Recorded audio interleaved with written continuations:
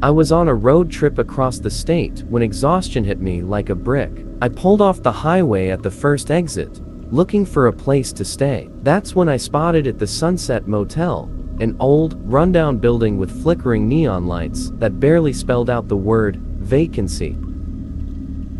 I was too tired to care about appearances, so I parked and went in, hoping for a decent room to crash in. The woman at the front desk was odd. She looked at me like I was the last person she expected to see, then handed me a key with an odd warning. Don't open the window in room 207, no matter what you hear. I laughed it off, thinking she was just being dramatic or maybe a little weird, but as I headed to the room, her words echoed in my mind. Room 207 was at the end of a narrow hallway, and the smell hit me before I even turned the key. It was damp and moldy, like the room had been locked up for years. Inside, the wallpaper was peeling, and the bed looked like it hadn't been changed in ages. But I was tired, so I pulled off the top layer of the bedding and settled in. Around midnight, I was awoken by a soft scratching noise near the window. At first, I thought it was a tree branch scraping against the glass, but when I looked, there was nothing outside. The noise persisted, like someone was tracing their fingers along the window. I remembered the woman's warning and tried to ignore it, but it was impossible to sleep with that sound.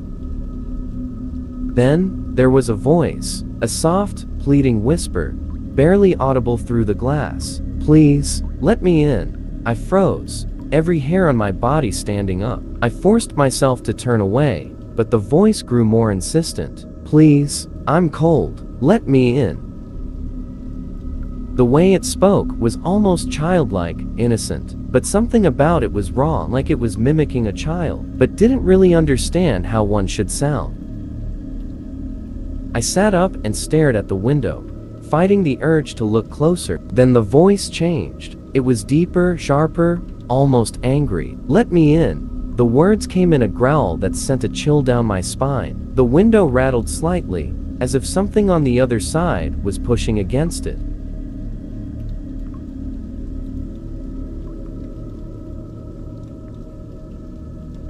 I pulled into the parking lot of the Maple Grove Motel well after midnight, worn out from a long drive. The place looked almost abandoned. Paint was peeling from the walls, and only a single, buzzing light illuminated the entrance. Still, it was the only place I could find, so I grabbed my bag and headed to the front desk. An older man was working the desk, staring off into space until I cleared my throat. He seemed startled and handed me a key without saying a word. The key was for room 13. I almost joked about the unlucky number, but decided against it. As I headed down the hallway, I noticed how quiet it was, like the place was sucking in all the noise around it.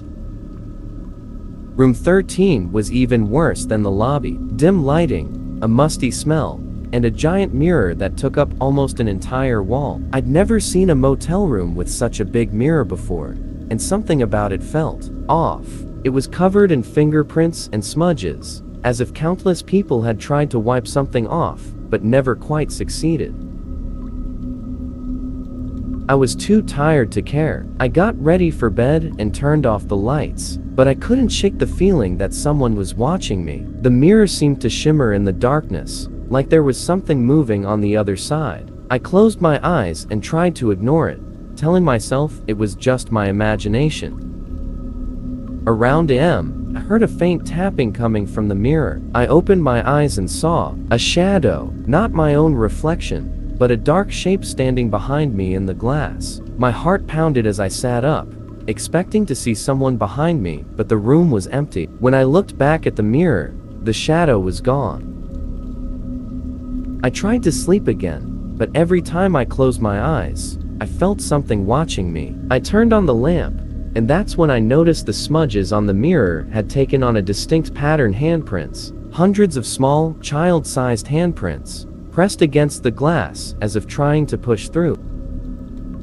Suddenly, the mirror fogged up, like someone was breathing on the other side. And then, a message began to appear, written in the condensation. "Help me." I stumbled out of bed, staring at the words in shock. But before I could move, a face appeared in the mirror, gaunt, pale, and staring directly at me with hollow eyes.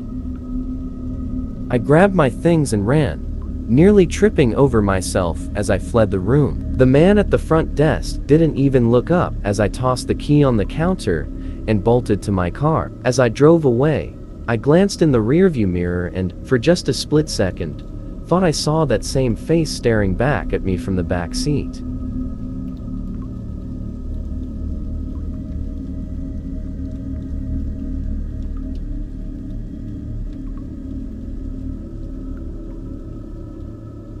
After a long drive and a sudden storm, I found myself stranded in a tiny town with only one place to stay, the Willow Inn. It looked old and worn down, like it hadn't been updated in decades, but I didn't have any other options. The rain poured down as I dashed inside, dripping onto the faded carpet.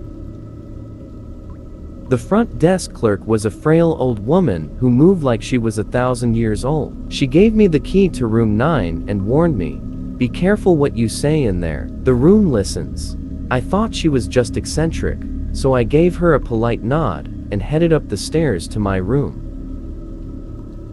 Room 9 had a strange atmosphere. It felt heavy, like the air itself was pressing down on me. The wallpaper was yellowed and peeling, and the single lamp in the corner barely lit the room. I felt uneasy, but brushed it off, chalking it up to fatigue.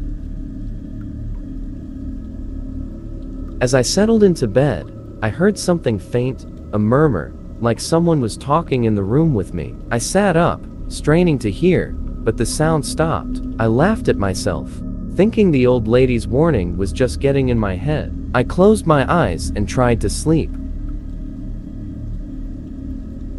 Then, I heard it again, whispers coming from the corner of the room, where the shadows gathered thickly. This time was clearer. They were saying my name. I froze, my heart hammering in my chest. The whispers grew louder, overloud, like multiple voices all speaking at once. "Leave. Go. Stay with us."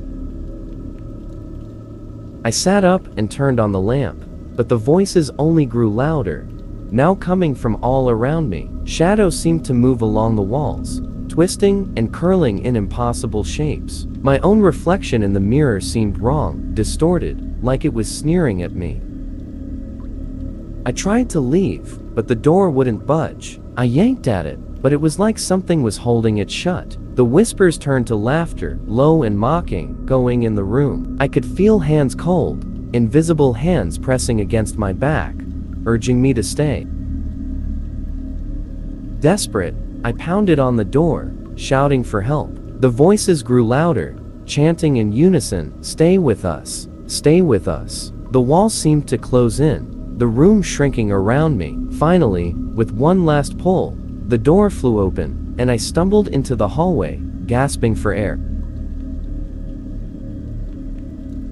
I didn't even bother going to the front desk. I ran straight to my car and drove for hours, not stopping until I saw the sunrise. Later, I looked up the Willow Inn and found stories of guests who'd vanished from room 9 over the years, leaving behind only faint whispers in the night.